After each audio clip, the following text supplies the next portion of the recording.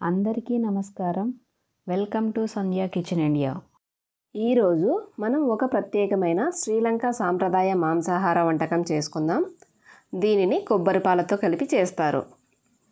Chicken ఏంటి, కొబ్బరి పాలతో కలిపి వండటం ఏంటి అని అనుకుంటున్నారా? మనం కూడా ఒక రకమైన పలావ్ని వాటర్కి బదులుగా కొబ్బరి పాలతో చేసుకుంటాం కదా, అలాగే ఈ వంటకం కూడాను. ఒక మిక్సింగ్ బౌల్ తీసుకొని 1 టేబుల్ స్పూన్ ఉప్పు, 1 టీ స్పూన్ పసుపు, 1/2 టీ స్పూన్ మిరియాల పొడి, 1 టీ స్పూన్ జీరా పౌడర్, 1 టీ స్పూన్ ఫ్రెష్ అల్లం వెల్లుల్లి పేస్ట్ వేసుకోవాలి. 1 టేబుల్ స్పూన్ నెయ్యి కూడా వేసి అన్నింటినీ బాగా మిక్స్ అయ్యే రకంగా కలిపి మనం ముందుగా కడిగి పెట్టుకున్న చికెన్ ముక్కలు ఉన్నాయి కదా, వాటిని వేసి కలుపుకోవాలి. దీనికి స్కిన్లెస్ చికెన్ తీసుకోవాలి. ఇది 1 కిలో చికెన్ అండి. ఉప్పు పసుపు ముక్కలకంతా బాగా పట్టే రకంగా కలిపి అరగంట పాటు పక్కన ఉంచుకోవాలి. అంతలోపు ఈ చికెన్కి కావాల్సిన కొబ్బరి పాలను తయారు చేసుకుందాం రండి.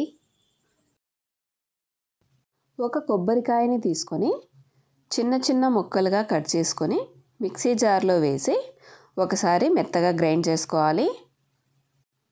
ఇప్పుడు 1 కప్పు వాటర్ పోసి మరోసారి గ్రైండ్ చేసి ఫిల్టర్ చేసుకోవాలి. ఇలా ఫిల్టర్ చేయగా వచ్చిన కొబ్బరి పాలను సపరేట్గా పక్కన ఉంచుకోండి. మొదటిసారివి, వీటి గురించి తర్వాత చెప్తాను. ఫిల్టర్ చేయగా వచ్చిన కొబ్బరిని మిక్సీ జార్లోకి తీసుకొని మరో కప్పు వాటర్ పోసి గ్రైండ్ చేసి ఫిల్టర్ చేసుకోవాలి. పైనుండి గరిటెతో ప్రెస్ చేస్తే కొబ్బరిలో ఉన్న పాలన్నీ పూర్తిగా కిందకు వస్తాయి. ఇప్పుడు మరోసారి కొబ్బరిని వేసి 1/2 కప్పు వాటర్ పోసి గ్రైండ్ చేసి ఫిల్టర్ చేసుకోండి. రెండోసారి ఫిల్టర్ చేసుకున్న కొబ్బరి పాలు ఉన్నాయి కదా, అందులోనే ఈ పాలను కూడా కలుపుకోండి. మొదటిసారి మాత్రం పక్కన పెట్టేయండి, వాటి గురించి చివర్లో చెప్తాను. కొబ్బరి పాలు రెడీ అయ్యాయి కదా. ఒక మీడియం సైజ్ ఉల్లిపాయని తీసుకొని పొడవుగా కట్ చేసి పెట్టుకోవాలి.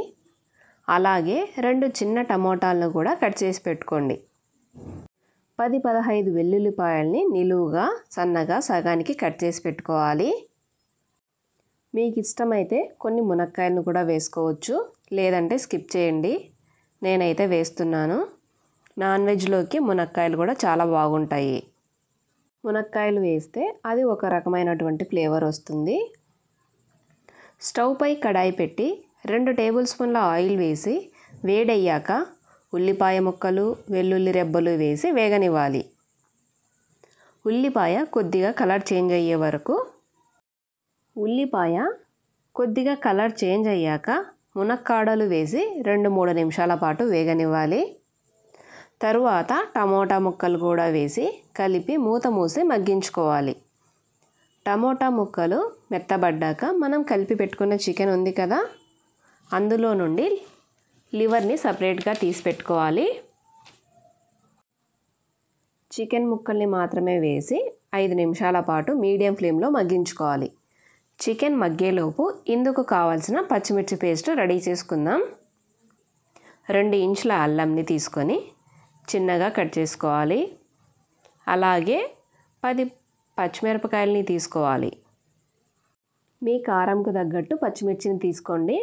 ఇందులో ఎండు కారం ఏం వాడము, ఓన్లీ పచ్చిమిరపకాయలు మాత్రమే వాడతాము. మిక్సీ జార్ తీసుకొని పచ్చిమిర్చి, అల్లం, కొద్దిగా ఉప్పు వేసి మెత్తగా గ్రైండ్ చేసుకోవాలి. ఉప్పు వేయటం వలన పచ్చిమిర్చి పేస్ట్ నల్లగా అవ్వకుండా ఉంటుంది, అలాగే చేదు రాకుండా ఉంటుంది. చూడండి, చికెన్లో నుండి నీరు ఊరి బాగా ఉడుకుతుంది కదా. ఇప్పుడు మనం పక్కన తీసి పెట్టుకున్న లివర్ ముక్కలు ఉన్నాయి కదా, వాటిని వేసి చికెన్తో పాటే కలిపి ఈ సమయంలోనే పచ్చిమిర్చి పేస్ట్ కూడా వేసి ముక్కలకంతా పట్టే రకంగా బాగా కలుపుకోవాలి. మూత మూసి మరో 5 నిమిషాల పాటు మీడియం ఫ్లేమ్లోనే ఉడికించుకోవాలి. చికెన్ 70% ఉడికాక రెండవసారి మూడవసారి తీసి పెట్టుకున్న కొబ్బరి పాలు ఉన్నాయి కదా, వాటిని పోసి ఉడికించుకోవాలి. ఒకసారి ఉప్పు సరి చూసుకొని అవసరమైతే ఈ స్టేజ్లోనే వేసుకోండి. మూత మూసి 10 నిమిషాల పాటు ఉడికిద్దాం. 10 నిమిషాల తర్వాత ముక్క ఎలా ఉడికిందో ఒకసారి చెక్ చేద్దాం రండి. చూడండి, ముక్క బాగా ఉడికిపోయింది కదా. ఇలా వేడి మీద చూడటం కష్టంగా ఉంటుంది కదా. అలాంటప్పుడు ఒక చిన్న కప్పులో కొంచెం వాటర్ పోసి అందులోకి చికెన్ పీస్ వేసి చెక్ చేయండి, ఈజీగా ఉంటుంది. ఇక స్టవ్ ఆఫ్ చేసి చికెన్ కొద్దిగా చల్లారే వరకు అలాగే వదిలేయండి. చికెన్ కాస్త చల్లారాక మనం ఫస్ట్ తీసి పక్కన పెట్టుకున్న కొబ్బరి పాలు ఉన్నాయి కదా, వాటిని కొద్ది కొద్దిగా పోసుకుంటూ కలుపుకోవాలి. వేడి మీద ఒకేసారి పోస్తే పాలు విరిగిపోతాయి. అందువల్ల కొంచెం కొంచెం పోస్తూ కలపండి. చివరగా సగం నిమ్మకాయ రసం పిండుకోవాలి. నిమ్మరసం కానీ కొబ్బరి పాలు కానీ వేడి మీద పోయకూడదు, కొద్దిగా చల్లారాకే పోసుకోవాలి. చివరగా కొత్తిమీరతో గార్నిష్ చేసుకొని ఇక సర్వ్ చేసుకోవటమే. అంతే అండి, శ్రీలంక చికెన్ సూది రెడీ. ఈ కర్రీ రైస్లోకైనా, పూరి, చపాతీ, రోటీ ఎందులోకైనా చాలా బాగుంటుందండి. ఇప్పుడు ఎలాగో పండగలకి టెంకాయలు కొట్టి పచ్చి కొబ్బరి ఇంట్లో ఉంటుంది కదా దండిగా. Thanks for watching my video. Please like, share and subscribe to my channel. Thank you.